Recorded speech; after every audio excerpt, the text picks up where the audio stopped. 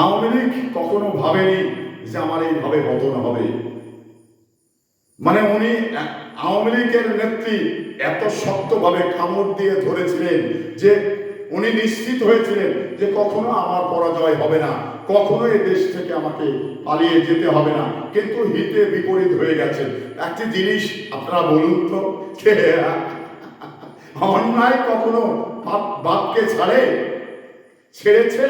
তা আওয়ামী লীগের নেত্রী যদি মনে করে থাকতেন যে বাংলাদেশে আমার বাপের পৈতৃক সম্পত্তি, পুলিশকে যেটা শিখিয়ে দিয়েছিলেন, পুলিশ বাংলাদেশের রাজনৈতিক দলগুলোর প্রতি আওয়ামী লীগ ক্ষমতায় থাকতে যেটা করেছিল, আজকে যদি আওয়ামী লীগের প্রতি সেটা করা হয় তাহলে কেমন হবে? তাহলে কেমন লাগবে আওয়ামী লীগের?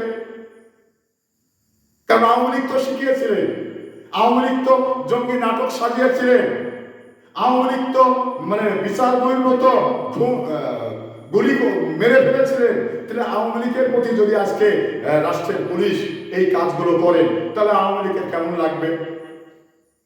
আওয়ামী লীগ তো তখন মানে আওয়ামী লীগের বৈধতাও তো নেই। যেমন বিগত আওয়ামী লীগ ক্ষমতায় ছিল, বিএনপি, জামাত ইসলাম, অন্যান্য রাজনৈতিক দল, তাদের কিন্তু রাজপথে ওঠার বৈধতা ছিল, কিন্তু আওয়ামী লীগের তো সে বৈধতাও নেই। তাহলে আওয়ামী লীগ কিসের ভিত্তিতে তারা হুঙ্কার দিচ্ছে, মাঠে শক্তির জানান দেওয়ার চেষ্টা করছে, কোন ভিত্তিতে? আমি কিন্তু তাদের যে ভিত্তি আছে এটা আমি মনে করি না। তাদের মানে বাপ দাদার যে পরিচয়টুকু সেটাও তো বাংলাদেশের মানুষ মুছে দিয়েছে। তো এই বাংলাদেশে আওয়ামী লীগ আবারও আসবে বা আসার সম্ভাবনা রয়েছে, এটা কিন্তু আমি কখনো দেখিনি। আর যদিও আসতে চাই তাহলেও বাংলাদেশের মানে রাষ্ট্রীয় বাহিনী আওয়ামী লীগ যেটা শিখিয়ে দিয়েছে আওয়ামী লীগের প্রতি সেটাই করবে পুলিশ।